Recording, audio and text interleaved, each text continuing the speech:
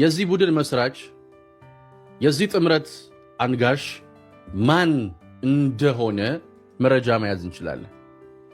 ኢሳያስ አፈወርቂ በጣም መተኛት ይወዳል። ሻቢያ እንቅልፍ እንዲወስደው፣ ሻቢያ ቅዠቱ እንዲቀርለት ተወካዮቹ ምን ይዘው መጡ? የመጀመሪያው መከላከያን ማፍረስ ነው እቅዳቸው። ሁለተኛው ክልሎችን ማፍረስ ነው። አሁን ያሉትን የኢትዮጵያ ክልሎች ውቅር ማፍረስ ነው እቅዳቸው። እነኚህ ሰዎች ስለ አሁናዊዋ ኢትዮጵያ ያላቸው ዕውቀት በጣም ጥቂት ነው። ወይ ስለ ሌላ ኢትዮጵያ ነው የሚወያዩት? አላውቅም። አሁን ባለችው ኢትዮጵያ እንዴት ይሄንን ማድረግ ይቻላል ብለው እንዳሰቡ አላውቅም።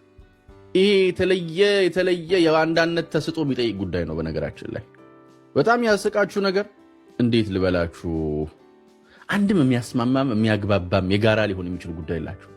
በዚህ ጉዳይ ላይ ተስማምተው በዚህ ጉዳይ ላይ ተግባብተው ይህንን ጉዳይ ይዘው መንግስት መሆን ይችላሉ የምትሏቸው ሰዎች አይደሉም። ደና መንግስት አይደለም፣ ደና ተሳዳቢ መሆን አይችሉ። እያንዳንዳቸው አንዳቸው ላይ ከጀርባ ኪሳቸው የያዙት ቂም አለ፣ ይመነዝሩታል፣ ቀን እየጠበቁ ይወጋጉበታል። እኔ እኮ አቅም ቢኖራቸው ምን እንደሚያደርጉን ሳስብ ግራ ነው የሚገባኝ። ደግነቱ አቅም የለም። አቅም ወፍ፣ መቻል ወፍ፣ ትቢት ነፍ።